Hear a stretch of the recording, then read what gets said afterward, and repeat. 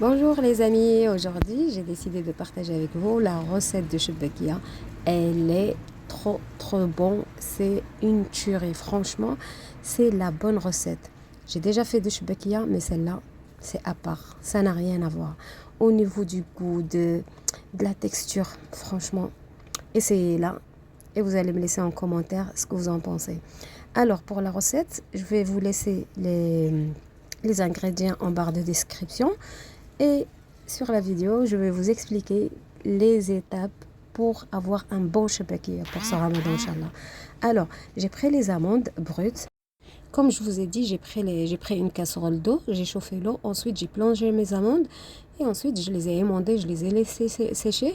Ensuite, je les ai badigeonnées de l'huile de tournesol et je les fais griller au four 150 degrés. Ensuite, je les ai bien mixés jusqu'à ce que j'ai eu une sorte de praliné. Pour le beurre, j'ai réalisé une beurre noisette. Je les laisse avec les petits morceaux là marron, c'est là où il y a le goût du beurre noisette. Je prends un mixeur, je vais remixer encore de sorte que j'ai aucune trace qui va me gêner dans dans la confection du shabakia. J'ai pris aussi les graines de sésame, je les ai grillées et je les ai mixées tout de suite avec une cuillère on prend une cuillère de l'huile de la quantité qu'on va utiliser dans la recette et on va les mixer. Comme ça nous facilite pour avoir une texture de praliné.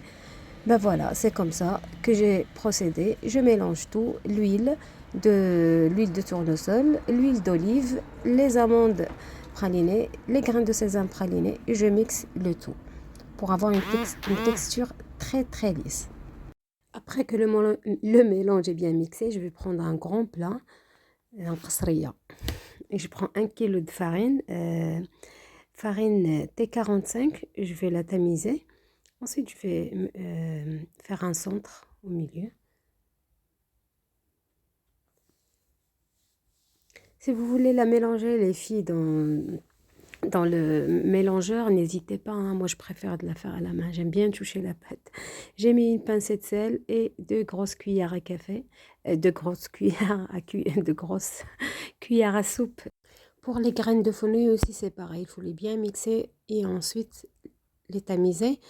Et aussi, je vais utiliser l'anis vert. Une grosse cuillère, pareil, une cuillère à soupe. Aussi, je vais utiliser un mélange de la cardamone, l'étoile de badian et la fleur de la noix de muscade. Voilà, ça s'appelle la fleur de la noix de muscade. C'est la fleur, il y a une couche, une petite capsule comment dire, qui couvre la noix de muscade, mais c'est celle-là qu'on utilise. Il faut la mixer avec l'étoile de badian et la cardamone, bien mixer ces trois ingrédients et ensuite les tamiser et prendre une grosse cuillère, pareil. Je vais prendre aussi, je vous ai dit, hein, pour la gomme arabique, je vais prendre 5, je vais les mouluer avec une cuillère à sucre. Pour la cube de safran, pareil, je vais les mettre avec un peu de fleur d'oranger, la passer au micro-ondes, histoire ça se mélange bien, ça se dissout. Et ensuite, et ensuite, voilà, il ne faut pas oublier une pincée de sel, pardon, une pincée de sel, 4 grammes de levure chimique et un quart de cuillère à café de levure boulangère. Je vais prendre le mélange des amandes, de l'huile, tout ce qu'on avait mixé. Je vais le rajouter à la farine. Et aussi, je vais rajouter 2 jaunes d'œufs. Je vais tout mélanger avec la fleur d'oranger. Et j'ai utilisé à peu près entre 270 grammes et 290 grammes de fleur d'oranger.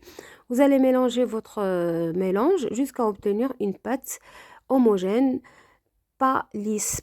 Il faut que ça soit dur parce qu'on va la laisser reposer et à la fin, il va être facile à travailler. Comme vous voyez sur la vidéo, je vais faire comme un boudin et ensuite je vais couper je vais couper ce boudin en 4, en 6, comme ça vous convient. Et je vais filmer avec un plastique alimentaire et je vais la laisser se reposer.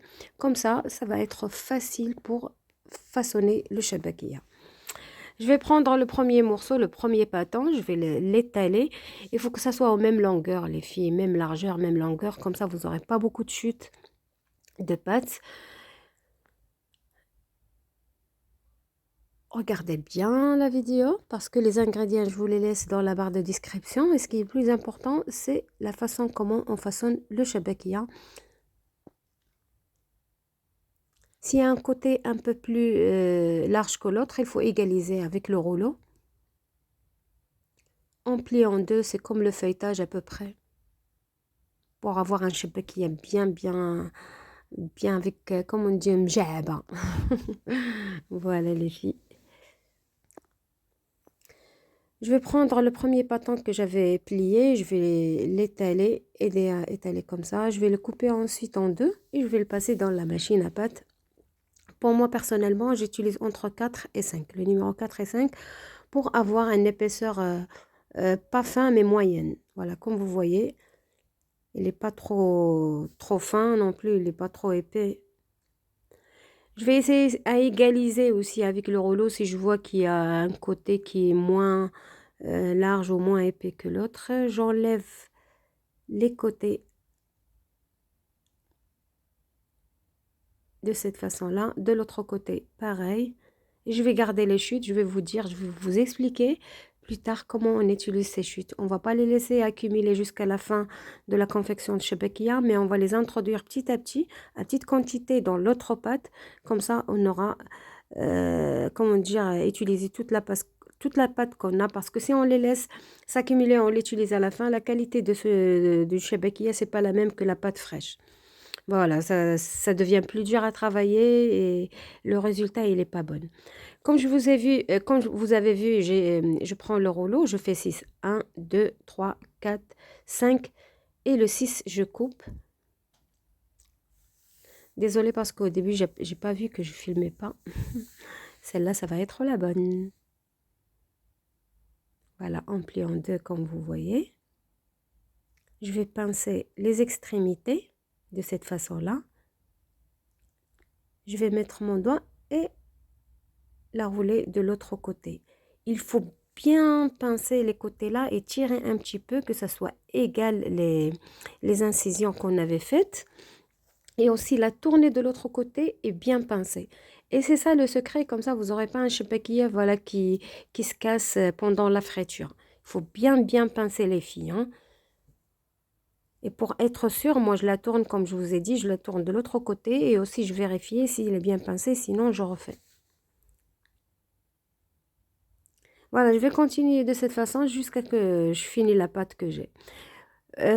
Voilà, pour le point important, pour les chutes, les filles, quand vous allez prendre le deuxième pâton, vous allez l'étaler et introduire ces chutes-là du premier pâton qu'on a eu, l'introduire comme je vous ai dit, dans l'autre pâte fraîche, le pâton fraîche qu'on n'a pas encore plié. On l'étale, on l'introduit bien avec la pâte et ensuite on va le plier en deux façon feuilletage.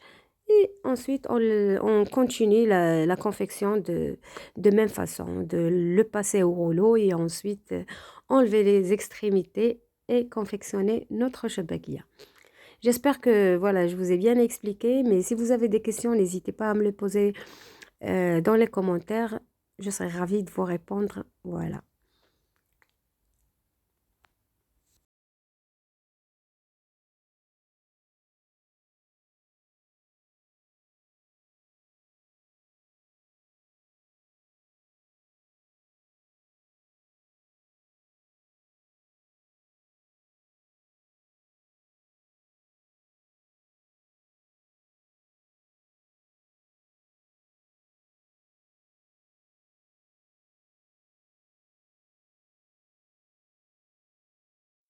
Bon, je vais vous montrer encore une fois. On enlève les extrémités. Quand je vous ai dit les chutes, on va les réutiliser juste après dans l'autre pâton. 1, 2, 3, 4, 5 et 6 en coupe. 1, 2, 3, 4, 5, 6 en coupe. Voilà, on plie en deux. De l'autre côté, on pince bien les extrémités, comme ça ne s'ouvre pas. On met le doigt pour tenir, voilà, pour la retourner de l'autre côté et on pince très bien. Et on lève un peu le surplus de la pâte. Ben voilà notre shabakia. et confectionner. C'est très facile les filles. Je vais vous expliquer pour les chutes, comme par exemple là, je suis désolée pour ce passage-là a été supprimé. Quand je vais étaler la pâte, à ce moment-là, je vais la mettre au milieu et je vais essayer de passer le rouleau. Je passe le rouleau jusqu'à l'introduire avec cette pâte et ensuite on plie en deux de cette façon. On continue à utiliser les chutes de même façon, comme ça à la fin, vous n'aurez pas trop de chutes, vous aurez un tout petit peu, ben voilà, qui ne va pas être difficile à faire. Voilà les filles, j'espère que ma vidéo était bien claire, aussi pour le tishbek, pour la confection du shebekia. Et là, on va passer à l'étape suivante, c'est que je l'ai laissé toute une nuit. Vous n'êtes pas obligés, hein, les filles. Si vous voulez frire le jour même, allez-y, il n'y a pas de problème. Si vous faites, vous respectez les étapes que je vous ai expliquées, elle ne va pas s'ouvrir, elle ne va pas se casser, il n'y aura pas de problème. J'ai chauffé mon huile, il ne faut pas que ça soit trop chaud, à 180 à peu près. Pour le feu, il faut que ça soit moyenne, feu moyenne, à feu moyenne. Je vais essayer à tourner comme ça pour le chpaquet, il ne va pas se brûler vers le fond de la casserole. Et on essaye de tourner et à voir que ce soit bien doré. Pas trop, hein, un peu doré parce que elle va finir la cuisson parce qu'elle est toujours chaude. Aussi le miel et les choux, ça va continuer à cuire hein, en quelque sorte. Et du coup, une fois c'est doré, vous la sortez. Ici, j'ai préparé mon miel fait maison. Si vous voulez, vous me le dites dans les commentaires, comme ça je partage avec vous la recette du miel. Là, je vais le juste chauffer à peine tiède, et je vais tremper mon shebekia dedans.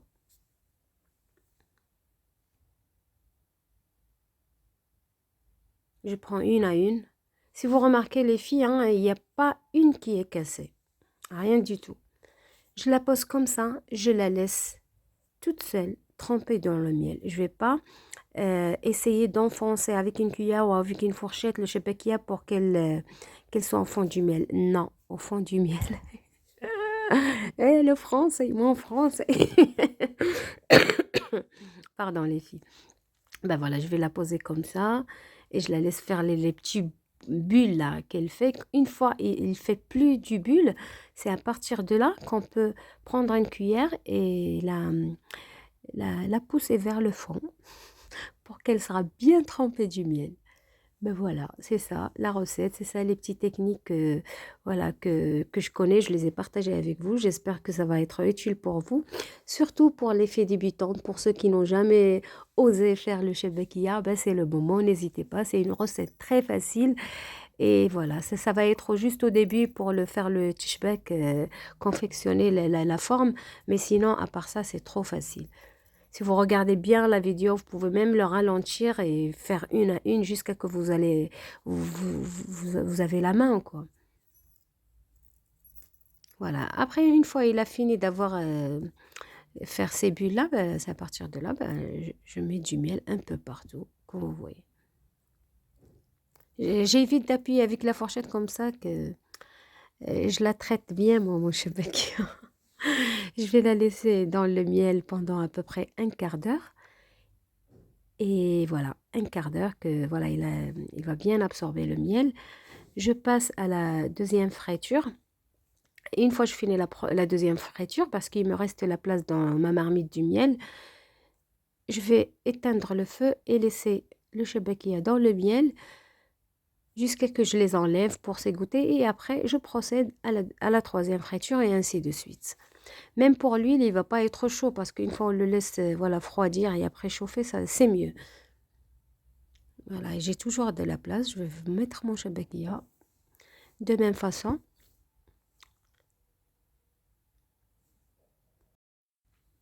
Ben voilà, après un quart d'heure, ben je vais commencer à prendre mon shebekia, les égoutter dans un passoire. On ne la laisse pas non plus trop égoutter. Bon, vous me corrigez les filles dans les commentaires, je ne sais plus. Regardez-moi ça. C'est trop bon. Franchement, le résultat, il était trop bon. Une tuerie. Je prends une à une.